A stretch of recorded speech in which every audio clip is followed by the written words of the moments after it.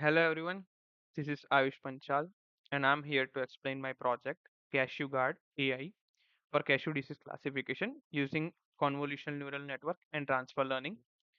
I have worked on this project with my teammates Pooja and Avanti Thale. So let us begin by understanding the problem and then discuss the potential solution. As we know that there are times when it becomes hard to deal with the diseases happening during the farming process of various plants.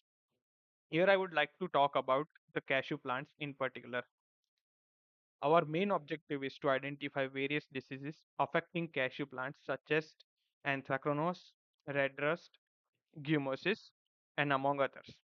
The goal is to design an intelligent system that can classify the disease by analyzing an image of infected leaf or trunk.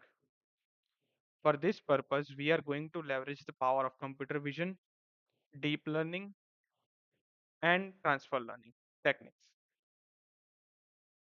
Here are the Python libraries we are going to use. NumPy and Pandas for data manipulation, Matplotlib and Seaborn for visualization, OpenCV for computer vision related tasks, and scikit-learn for accuracy metrics and data splitting. Lastly, we will use TensorFlow for transfer learning and deep learning. So our first task is to collect the healthy and infected images of cashew plants. We collected the data from the mendeley.com. I will provide the link in the description of the dataset.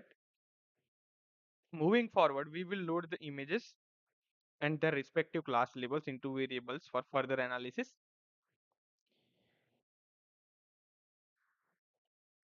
While doing exploratory data analysis, we found out that the data is perfectly balanced except the gummosis class images.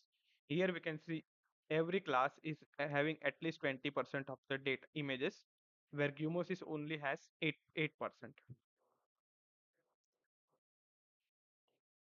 So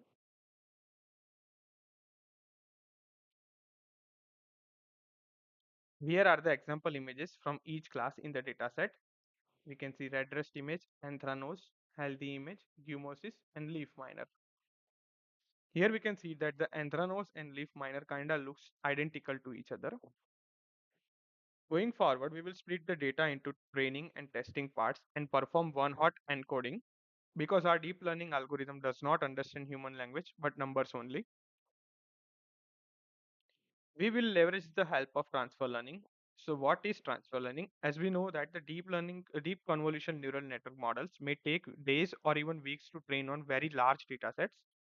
A way to shortcut this process is to reuse the model weights from pre-trained models that were developed from standard computer vision benchmark datasets, such as ImageNet.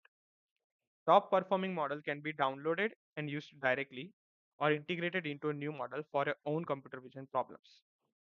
In this project, we will use efficient net B0 model, which will use the weights from the ImageNet dataset. The include top parameter is set to false so that the network does not include the top layer and output layer from the pre-built model, which allows us to add our own output layer and input layer depending upon our use case. So let me walk you through the model architecture we will train for our dataset.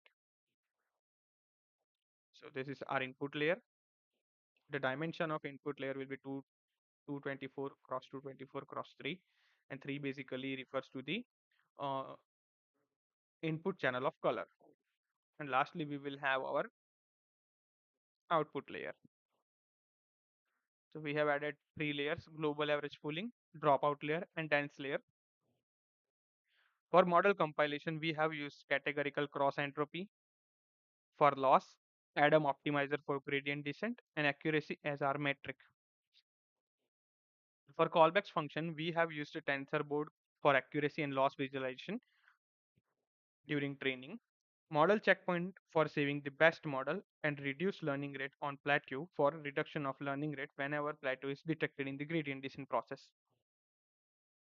Moving forward, we will fit the model to the dataset. Here we have validation split of 20%, and we will train the data for 12 epochs with the batch size of 32. After 15 minutes, our model gets trained successfully with the training and validation accuracy of 99 99% and 98% respectively. Here is the visual representation of changes in accuracy and loss while model training.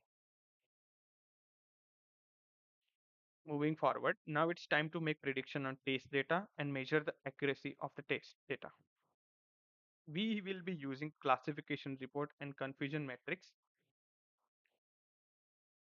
So here are the measurement of classification report. We are having 0.98 as our F1 score. Here is the visual representation of classification report. And here is the visual representation of confusion matrix. As we can see in the confusion matrix that the model is getting confused for two labels, which are anthracnose and leaf miner, because they both look kinda similar. We can overcome this issue with adding more images of each classes in the dataset. Here we have some advanced visualization for each image. So let me show you. The text on the left side shows the predicted label of an image, and if the predicted label is same as the actual label, then the color of the text will be green, as the color will be red for false predictions. In the middle, we have the confidence percentage for prediction, showing how much confident our model is with the prediction. That's it for this project.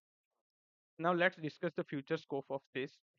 This model can be integrated with various platforms like mobile or websites where we can provide image upload functionalities to the user to identify the current disease of the image. In future, we will definitely think about integrating the model with the mobile application using technologies like Flutter and Flask or Fast API of Python.